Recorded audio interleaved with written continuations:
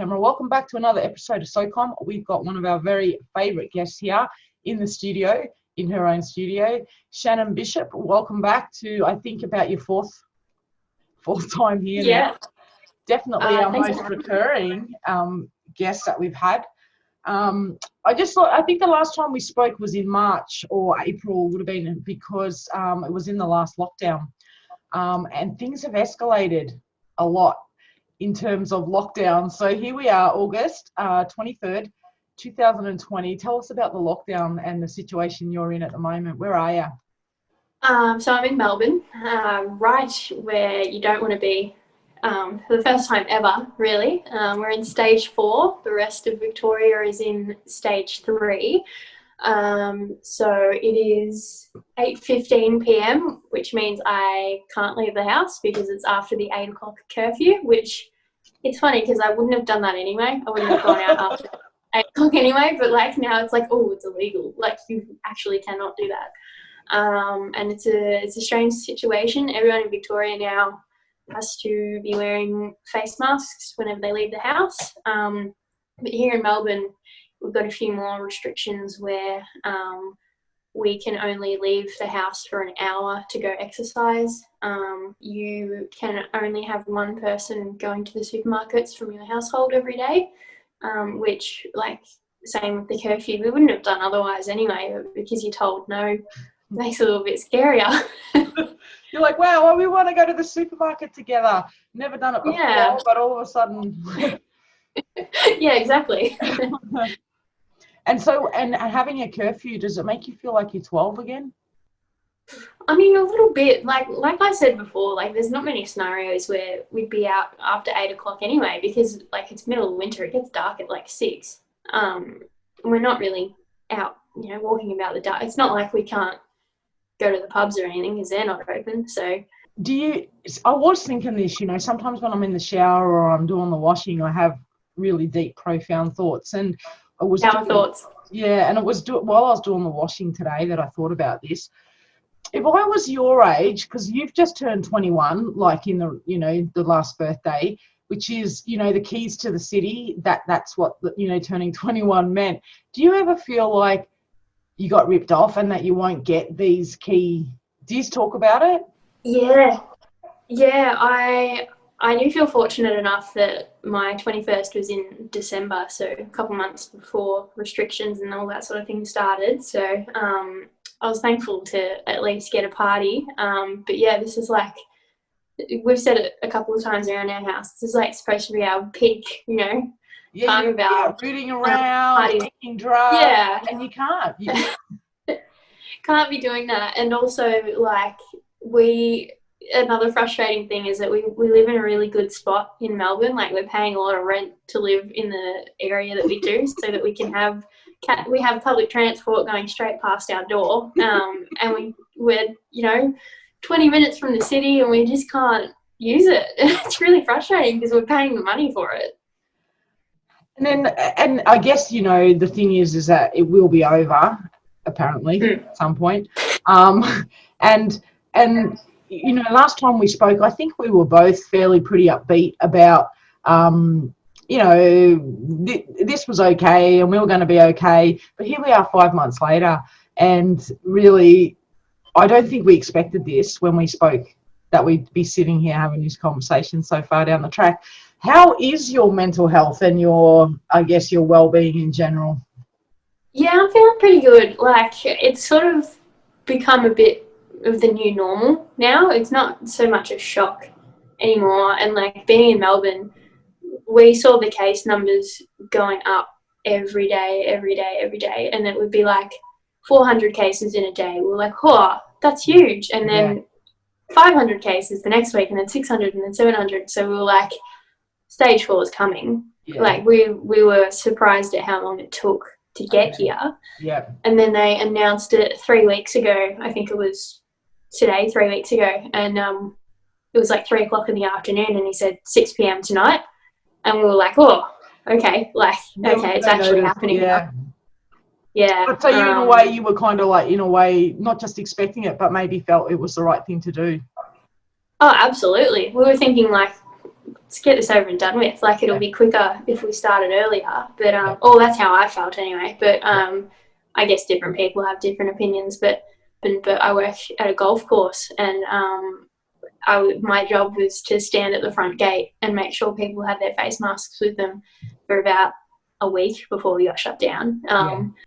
It was just ridiculous, like, you know, to stop people from seeing their friends, and you got to do it. But yeah, it just felt a bit strange, and then started to feel normal again, and then we got shut down. So it was always coming.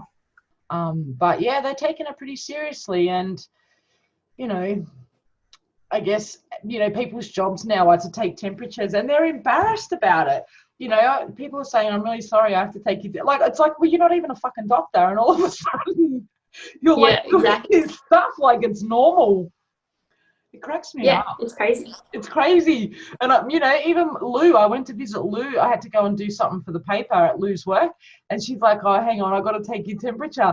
I'm like, you're going to take my temperature? You know, as if you can fucking read a thermometer. But anyway, I was fine. Another one that I just did, and they're trying to tell me my temperature was 32. Like, that's freezing. That's a bit low. I think you wouldn't be walking. I was like, I don't think either that thermometer's not working properly, or you're not reading it properly. But anyway, she did it a couple of times. I think it got up to 33 at one point. No way you went. Exactly. And so long as it wasn't high, I was allowed to proceed. So I did hear, though, actually just on that, I had a conversation today with Tyler that went for, I think she actually recorded it 2 hours and 20 minutes, where we talked about, you know, religion and the state of the world and whatnot. But I found it funny. She said that her mental health is the best it's ever been in this. She said she's never been more healthier mentally than she's been since COVID-19, and finding herself. And, you know, she wants to take up piano again, and, you know, really tapping into that aspect, which I think is great. She did also say that she finds herself crying unexplainably sometimes, but she didn't seem worried about it. So. Balance. Yeah, exactly, balance. And I guess if you're going to tap into your deep into your soul, that's going to happen, isn't it? Like, you know, it's going to be stuck in there. But she did tell me as well this. She didn't tell me. She told me to ask you about the story to do with mold. Okay. It's a pretty long story, so you might want to cut it, and I won't be offended if you do. But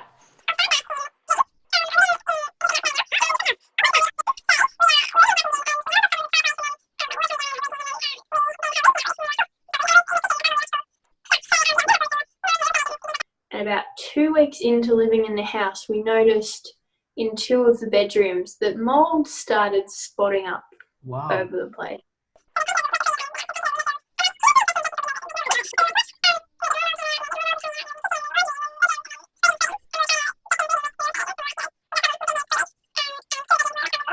And why did mold so quickly? Like, you had only lived there a short time, right? How did that? So what we found out since they came and inspected the house is that, one, for mold to start growing, the humidity in a house has to be above 55%. Okay. And ours was at about 85. Oh, why? Because there was no air. No air. But then, so the mold people finally came, gave us a quote. They came last week, but our next problem was that we had to be out of the house for 7 hours, and we're in stage 4 lockdown, so we couldn't go anywhere. So we had to sit outside under the carport, and it was bucketing rain. It was like 11 degrees, and played Monopoly and drank all day. Oh, wow. So it turned out to be one of the best days out you've had in the last 5 months. We made the best of a terrible situation, basically. Good on ya. Are you sort of now detached enough from your family that you can cope with that, or do you know? Yeah, I think it helps that, like, I think it's just really helpful that we have, like, FaceTime and Messenger, and we've got group chats, and yeah, you're not missing out on anything really. I think that's the thing as well. Like, you know, like for Tyler, I think it's the longest we've ever been without seeing each other. And we're not on every day. Like we usually send a message or whatever, send a funny joke or a meme or whatever. But yeah, we're not actually doing these phone calls. And I think in a way it's been good because I was worried I was never going to get rid of that one. I honestly thought that she was tied to my apron string forever. So I sort of in a way am thinking like it's been good for her to, to have that level of independence. And Connor, I'm really worried about him. Like, I don't know if he's ever going to move out. He's been in this house for 5 months. Like, doesn't leave either. The only people. I mean, he can't. There's nowhere to go. There's nowhere to go. But like, he doesn't. The only person he talks to is me, and it's fucking hard. Let me tell you. Gosh, some of the stuff that comes out of that one's mouth. Tonight he's just telling me that he thinks that breastfeeding is fine, but really if it's offending people or if a guy's getting aroused by it, just go and do it in the car. Doesn't understand, like, why you want to make a big deal about it. And even his mate standing behind him is trying to fix it. His mate standing there saying what he means is and trying to say it better, and Connor's like, no, that's not what I mean. Like, like if it's upsetting people, why do you have to be an arsehole? Just go and do it in the car. I was like, he goes, if they don't if they don't change the law to say, I think he called it, what is it, free the nipples or something? There's some. Free the nips. Is it free the nips? I was like, I have no idea. until they pass that legislation, this breastfeeding should be falling under that category. And he also felt that if you're allowed to breastfeed in public, he should be allowed to piss in public. Yeah, so, it's not the same thing. It's not the same thing, but no, you could exactly. And this is, part of my insanity is that these are the. So I you know what? I mean, I have thrown him out because we're very explosive as a family here. When we fight, we go whole. It's drama. It's So I have thrown him out. I think probably twice during COVID. One time, literally. As he was leaving, so as he left, I sort of slammed the door behind him and locked the button. Keep going. But there's nowhere to go. It's really bad because you're all dramatic. And at one point I was leaving my husband during this as well, and I'm leaving and whatever. And then in my mind I'm like, where? I don't even think you're allowed to in a caravan park at the moment. Like, where am I going to go? Probably not. On the street. Yeah. So, like, I had to come back and be like, listen, I'm back, but don't be thinking I'm back. It's just until this COVID's over and I'm out. I'm gone, And he's like, no worries. What do you want from me?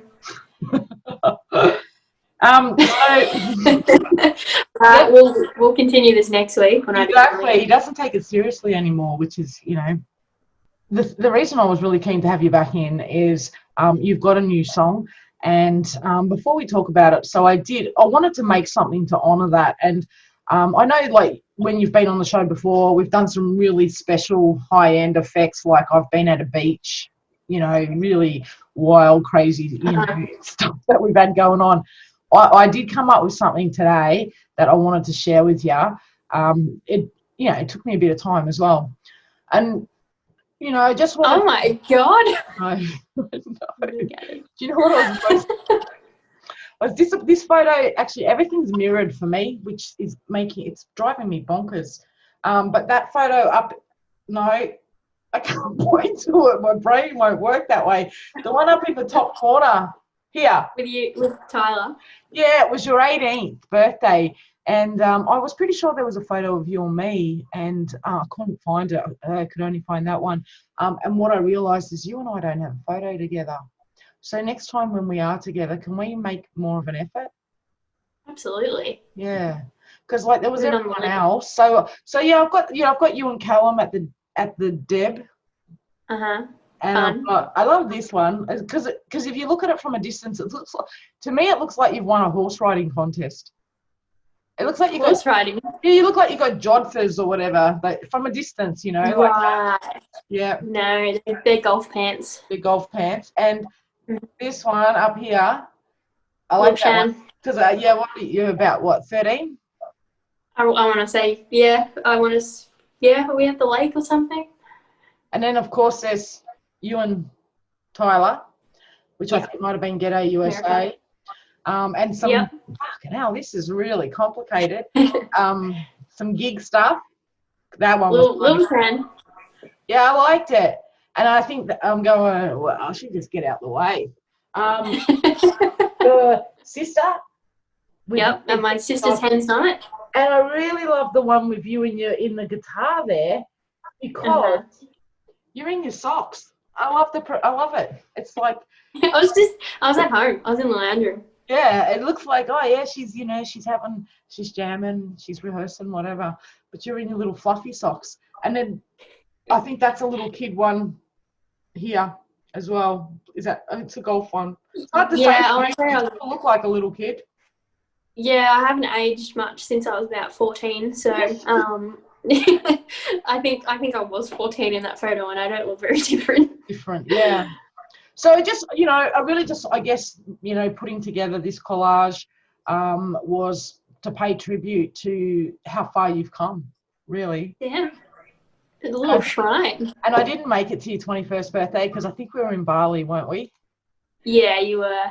And so I still owe you a drink and a party and a present and all the rest of it, which we definitely will catch up with. But in the meantime, if I'd been able to make it, this is what I would have done. I would have made you this photo collage and, included photos of myself and Tyler. Excellent. Well, you were there in spirit.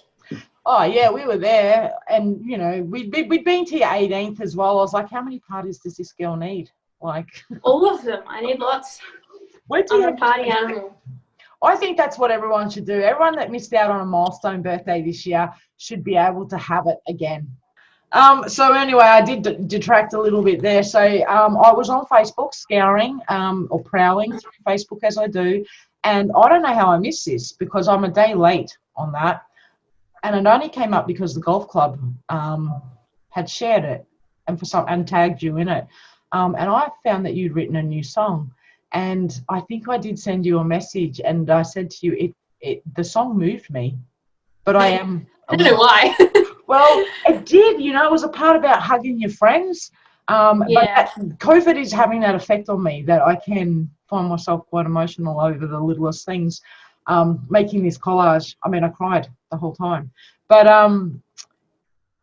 tell us what inspired it. It sounded like it was one of those, hey, I'm going to write a song thing instead of do homework. But tell us about it. So basically, the golf club were the ones that posted it because they.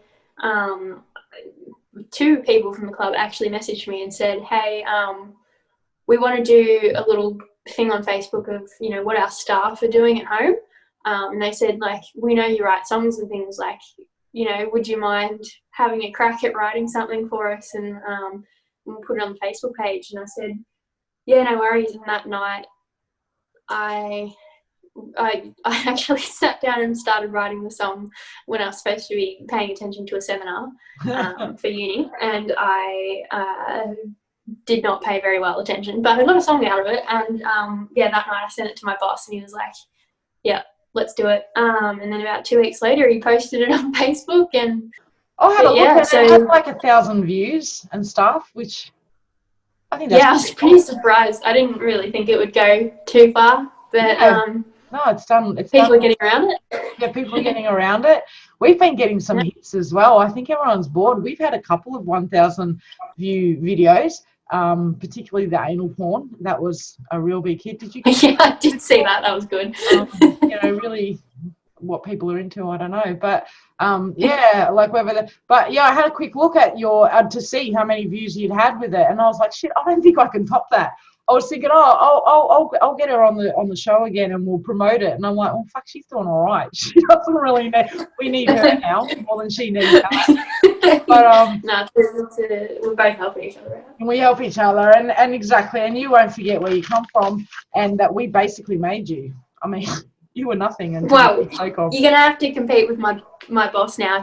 When I sent him the song, he said, I'm gonna tell people that I discovered you. He might give you my phone number. We might have to have a bit of a chat about it. We can have a fight about it. But, although I did, one of the photos I couldn't fit it on, but I did take it, was a photo of Young Guns, because I know, like, you love that era. And I was going to pop that on there, and I thought, you know what, probably Stuart needs to get some credit as well about discovering you and developing you and blah, blah, blah, blah, blah. Yeah, I mean, He didn't have a show. He was the yeah. He didn't even have Facebook. I blame him. Yeah. So how would you feel about having a bit of a crack? Let's do it. For I'll us, get the guitar.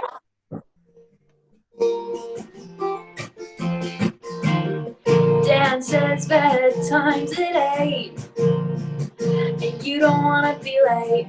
Or caught outside 5Ks from your household property, or catching up with a mate. And now you have to ask if you have a face mask, or you can't come inside. Started just in the city, but now it's finally gone statewide. And no, I really don't want to shake your hand, and these are the things you wouldn't understand. 2020 wasn't a party plan. Friday night drinks in front of a screen. Not the same, but it's better than nothing. All from your bedroom. FaceTime, Messenger, Snapchat, TikTok, and Zoom. Keeping us occupied while we're home from work, and staying warm inside. Except for I allocate 60 minutes of recreational exercise. Hanging out for September, end of stage 4. I hope we can remember what it's like to hug someone too tight, swing a golf club, and stay out all night. And how good is it gonna be when we can see our family and friends once again? No more worrying about when this will end. But just for now we'll do a little bit more puzzles and movies on Netflix than we can count. So stay safe, and I'll see you when we're allowed out. I love it. You know what line it is? You know what's my favourite line? Hug someone too tight? I get goosebumps from it. Because I'm not a massive hugger, you know, but I'm not opposed to hugging and touching. And